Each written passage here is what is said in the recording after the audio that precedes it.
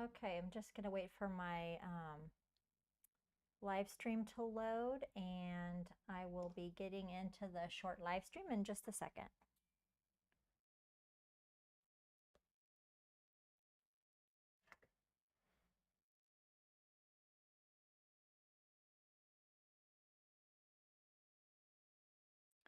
Okay, cool. And if you're popping in from my newsletter, you're one of my newsletter friends, feel free to say hey, ask me any questions. I'm going to keep the live stream like pretty short and sweet today, um, and show how I made these holiday backgrounds, but it's really easy, so it's going to be fast and fun. And yeah, I think I'm live streaming now, checking my microphone because oh my gosh, yesterday I got so rattled by the news of the Queen that I totally forgot to put my microphone on before I went live, and it was super quiet for the first part. Hey David, super glad to see you. Hope you're having a great day. I'm just going to do a little shorty today, a little short tutorial, but I thought I would like take the opportunity to show how I made these luxurious digital backgrounds. Uh, and they were really, really easy, even though they look very kind of sumptuous, I think, and, you know, with a lot of dimension and everything. Hey, gotta leave. Are you, I'm curious, are you from the Netherlands? Is that like a Dutch or Belgian name? I don't know. I'm curious. Anyway, but while I'm just like waiting for a second, I'm going to show um, the backgrounds that I made. Belgium. Ah, good. Oh, good way, getting good with names. That's great. But yeah, so like, gosh, it's been probably a year since I have God, maybe it's been 2 years since I made these. I made my watercolor brushes and my boho neutral color palettes, and I thought I would I had the idea to make these digital backgrounds, and really they were quite simple. And what I like about them is they're abstract.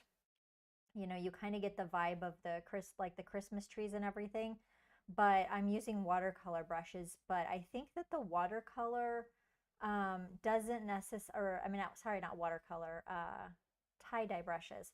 But I don't feel like they're super overtly tie-dye. I mean, you can see it, you know, here or whatever. But I think it's pretty subtle. And I used my boho neutral color palettes, but I'm gonna flip through and show some samples of like what I made with these. And then, you know, things that you could do with them. You know, you can use them as digital backgrounds for your social media or whatever. Hey, Jetta, super happy to see you. Um, I'm going into how I made these Luxe digital backgrounds. Gosh, it's been a little while. But yeah, so I really thought they were fun. And then some of them I made like white and cream with the really neutral colors. And those aren't overtly holiday, you know, you could use them anytime, but I think that they all go really well together. And here is some more of them. I just think it was fun, and they definitely have like a really luxurious vibe. And mainly I used gold layer styles from my what was it, the 24 karat liquid gold. So it's really got this sort of gold paint sort of effect, very subtle. And then I used a couple of my Instaglam layer styles. But like one thing that I want to tell before I start my tutorial, I'm using my products that I've created, my layer styles and my brushes, because this is how I'm able to create fast.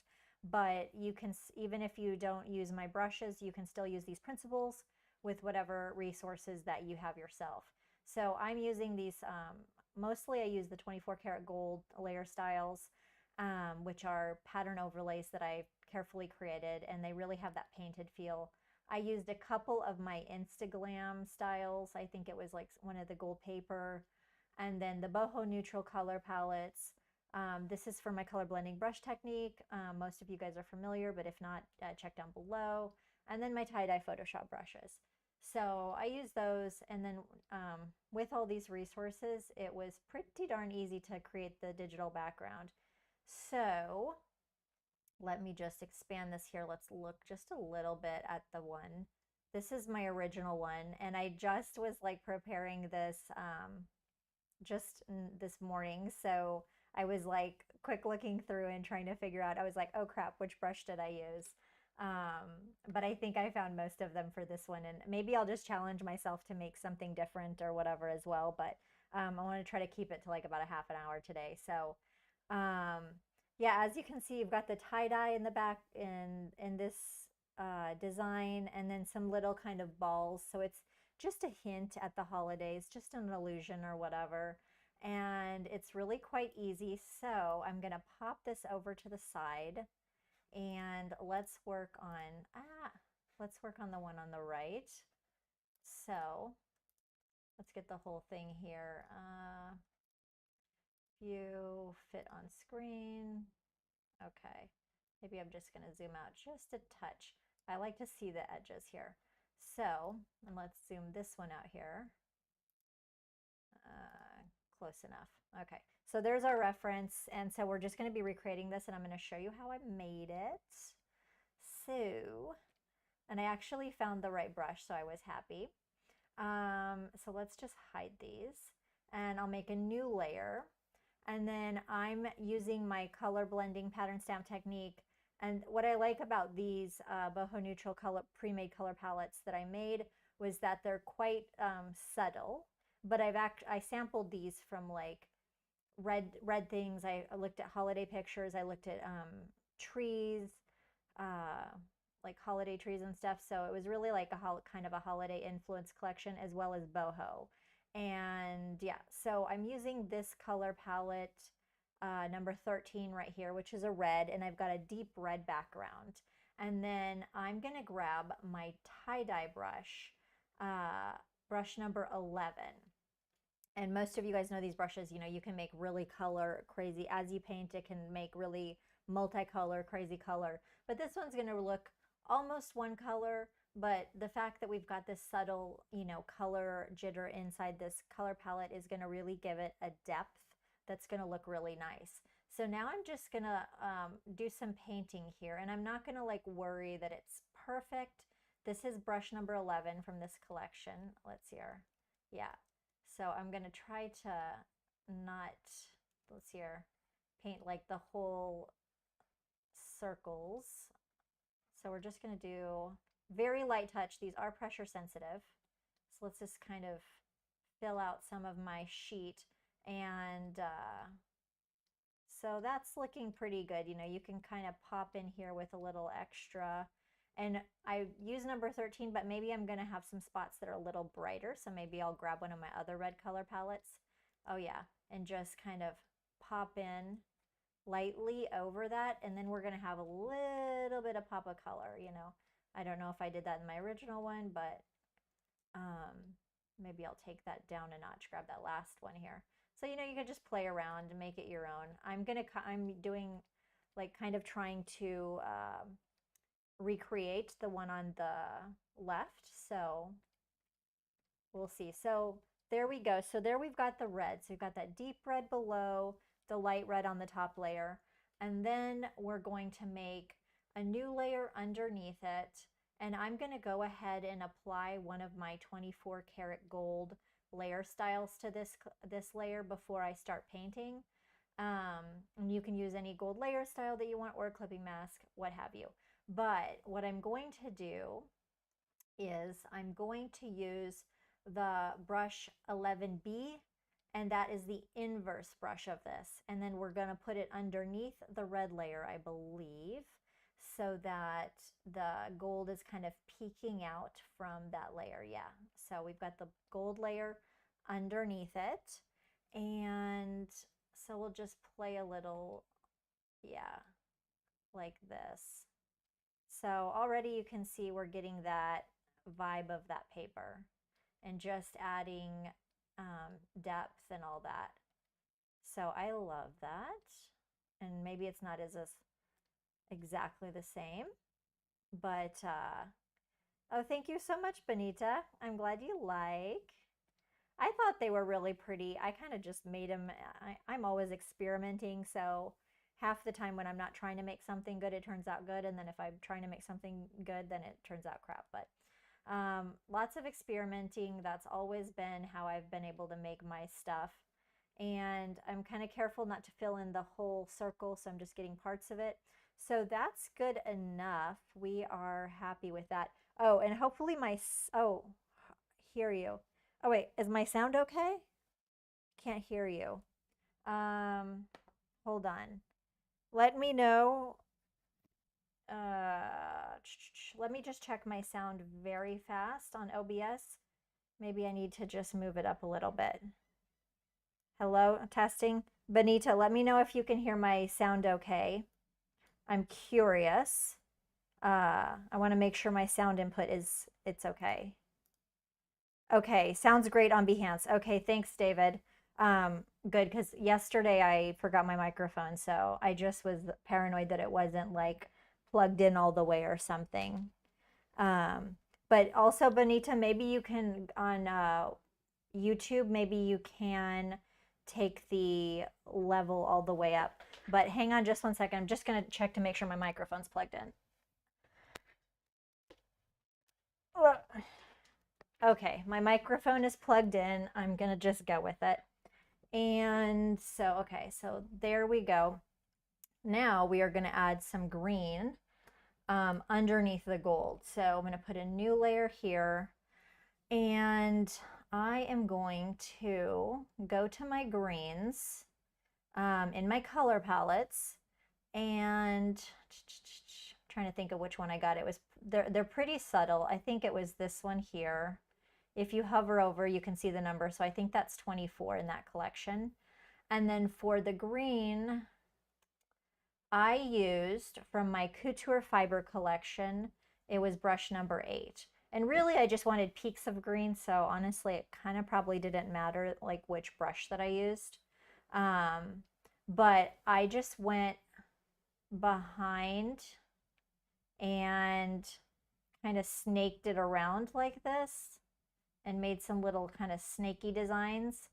And that's how I created that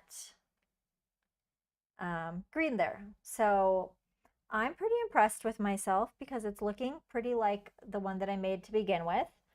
And then now we added the red and the green little balls. And then I put some gold on top of those as well. So let us go. Above my red layer, I'm going to make a brand new layer, always working non-destructively. And I'm going to go back to my reds. And I will get perhaps this last color of red here. So I'm going to try this, see how it works. And for this one, oh gosh, I used Modern Impressionist brush number 32. I think you can use really any brush, but that's the one that I used. And it worked out pretty good. Hold on. Just checking. I had a text message. Okay, so I thought this one looked kind of cool for, here, let me just show this brush. I'm going to take these, duplicate the background layer, make a new document, just so that if I need to show you a brush stroke, I can show you a brush stroke. So let's just zip on here. Okay, so I made these balls just like this, really easy, just kind of wiggling it around, making a circle shape. But I kind of liked the brush tip on it, added a cool sort of effect. So that's the brush that I used. But I think, let's see here. Yeah, I think I'll stick with that color palette. It's hard to tell. Yeah, I think that's a pretty good one. But, you know, of course you can make your own color palettes. There is no rules. You can, you know, do it yourself. But the idea is just to kind of give you it's really just to give you kind of a inspiration and idea. Yeah. Oh, thank you, Jetta. Yeah, I think they're really, I like the classic Christmas colors. I think they're nice. And it really, I think what makes, if this was done in other colors, I think it wouldn't feel so Christmassy, you know? So I think that that's kind of important. So yeah, I definitely think that that allows it to feel a bit Christmassy.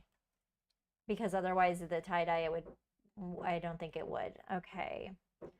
I'm like kind of annoyed because I'm not like, the red is a little bit, I think what I'll do is I'll make my red balls, but then I might go over them with some different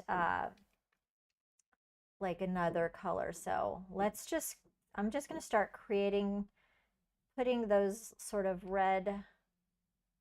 some red little balls, for lack of a better word, okay, around. And sometimes they turn out light, sometimes they turn out a little darker, but whatever.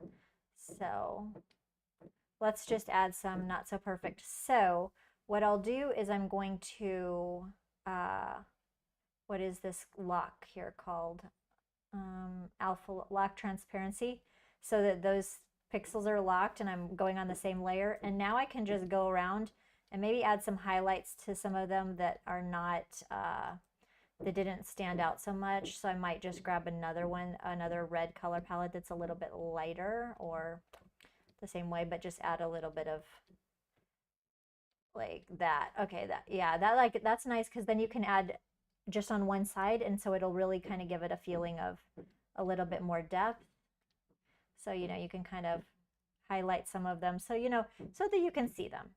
And even the same thing, you could take like a darker red and just kind of go over some of them.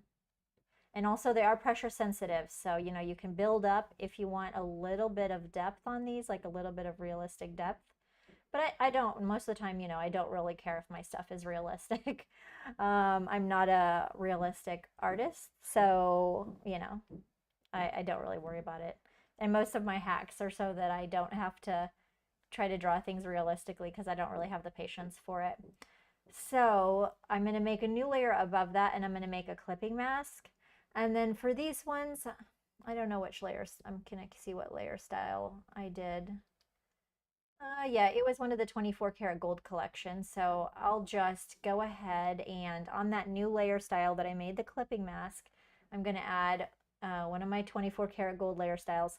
I keep a few of them in my styles panel, but I don't keep the whole collection there. So if I wanted to go back afterwards and like play around with it, I keep most of my styles collections in my library.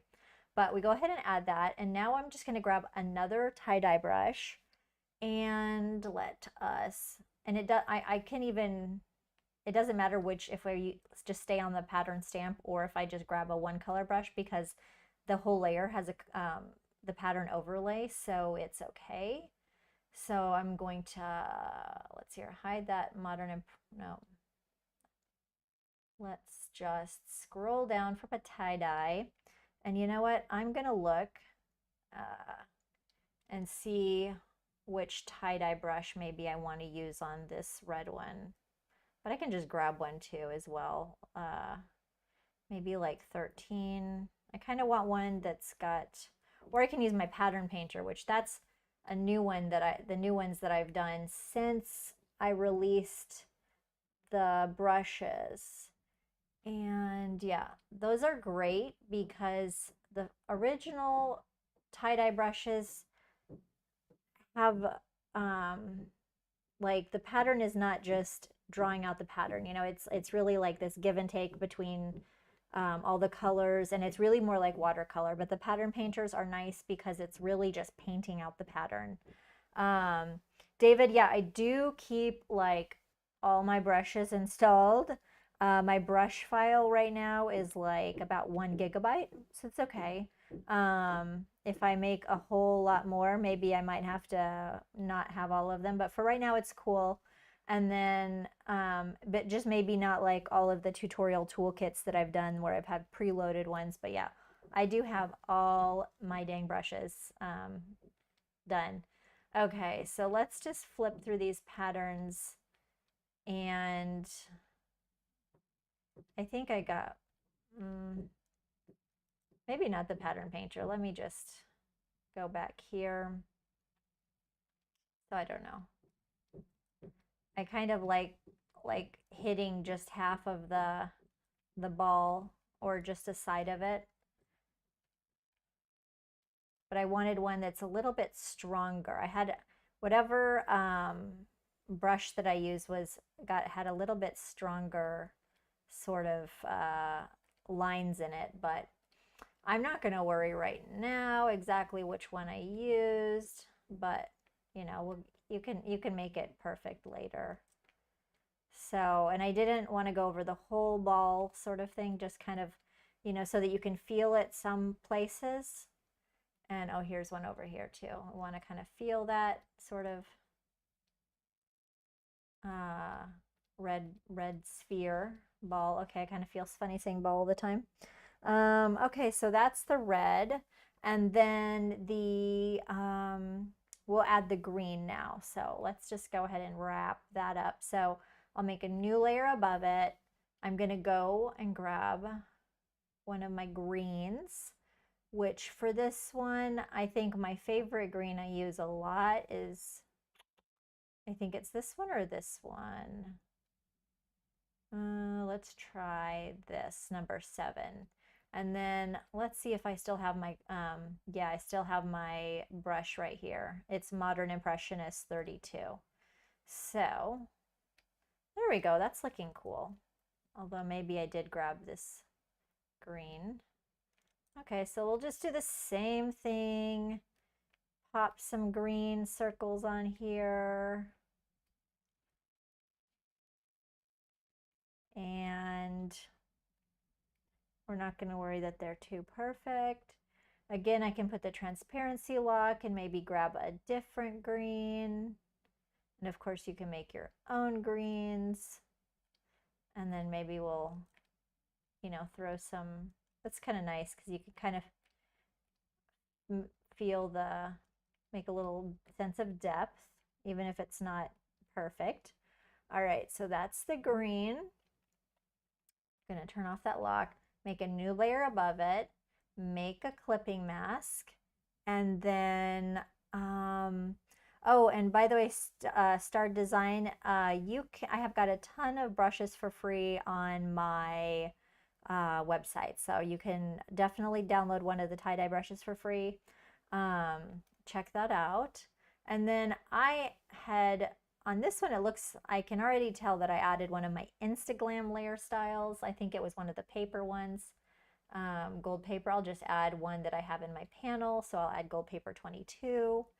And then let me go look at my preview of my,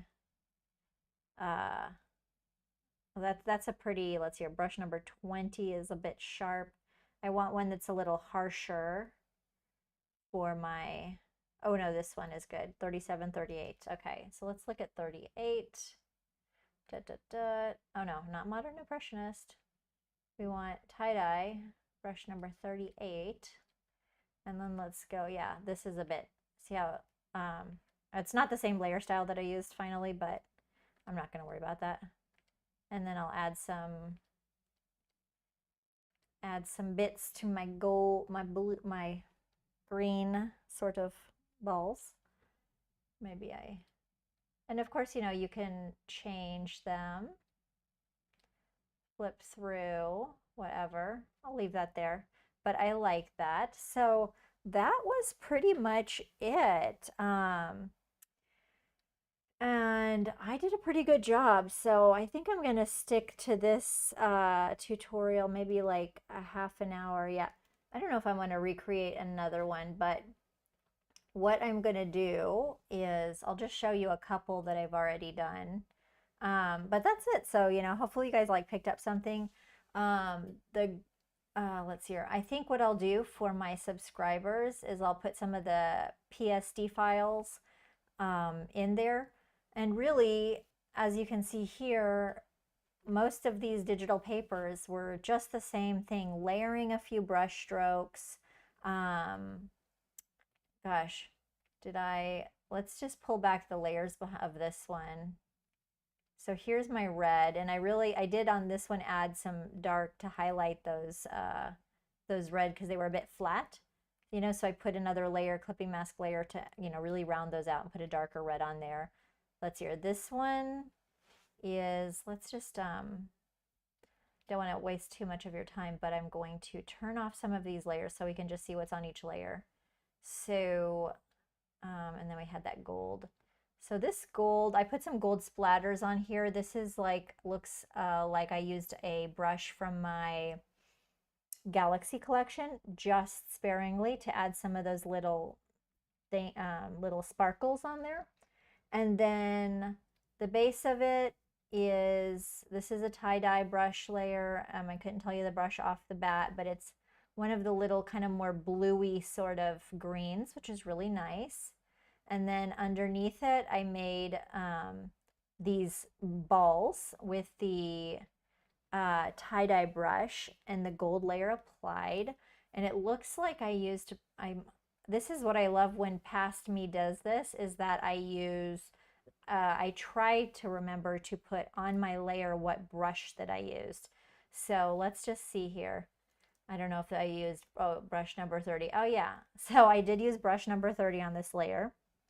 Oh, thank you so much, Mutawakil. I hope I'm not like butchering your name. I'm glad you like it. So I just created these balls by just having the gold layer style applied and then using pressure, like a light pressure, to create that sort of, those sort of orbs, and that was really nice. And then I had like a little splatter later of a different green behind it, and I think that's pretty much, that was the whole thing. Yeah, that was maybe one, maybe there was two different tie-dyes behind there, but very simple, but it can look very luxe. You're just, you know, layering a few different of those tie-dye brushes. So really pretty simple. I think people would be a bit surprised. Let me just look at my, yeah, here too. I think this one turned out really nice. If I'm looking at this one, I can see behind here, I used some of my, oh gosh, couture fiber brushes right there. That one is that. That's the one I just showed you. Here's some of the neutral. Yeah, they were very, very simple. So what I'm going to do, because I'm keeping this one at 30 minutes, going to keep it short and sweet. Maybe I'll get on later today even, is I will put, for subscribers, I'll put the PSD. So yeah, I'm glad that some of you guys got to pop in and say hey from the newsletter. That was awesome.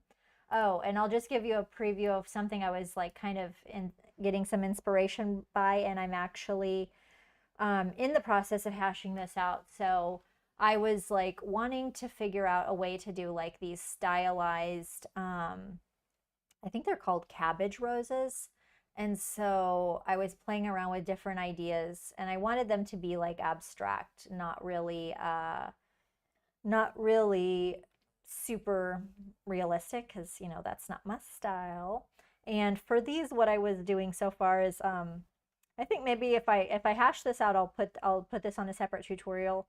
But what I used for the outside was the feathery brushes. I think that's a really pretty, the feather couture brushes that I made was really nice.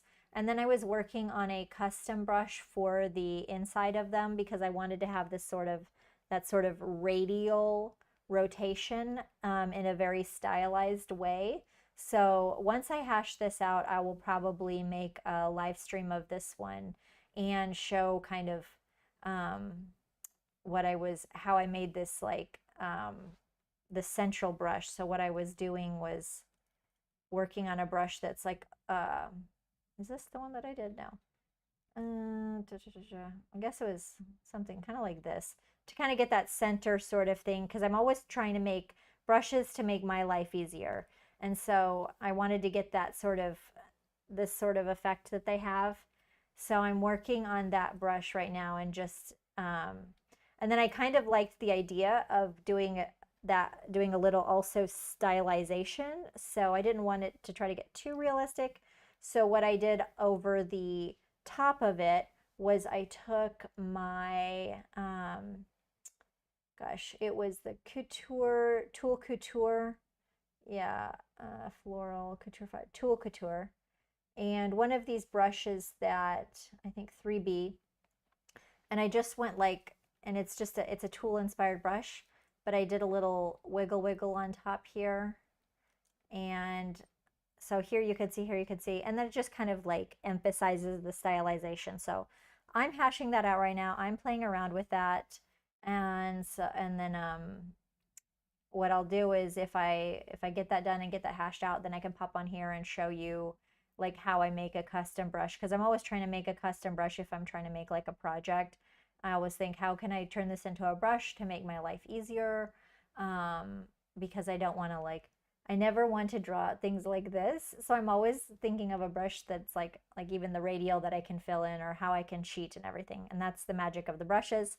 We want them to do the work for us. So anyway, I will pop off, and then I'm going to add the tutorial resources for the subscribers for my last 3 tutorials. I'm a little bit behind, but I'm proud that I've been trying to show up like much more often on live stream, and so I'm getting more in the habit of that. So I'm giving myself a little pat on the back, and gonna try to keep them short and sweet and pre-prepared and everything, so that it's fun for you guys and you're not like just like boring. And yeah, so I will see you guys next time, and maybe make sure that if you're not already subscribed for the notifications when I go live on Behance, you can totally get that notification. And it just shows this little like red dot up here on the top. So it's pretty unobtrusive. So thanks again, Jetta, David, Gotta Leave, and everybody that popped in. Thanks, David. I'm like, it makes it more fun for me. Definitely more fun than just doing the tutorial pre-recorded. So I'll see you guys next time.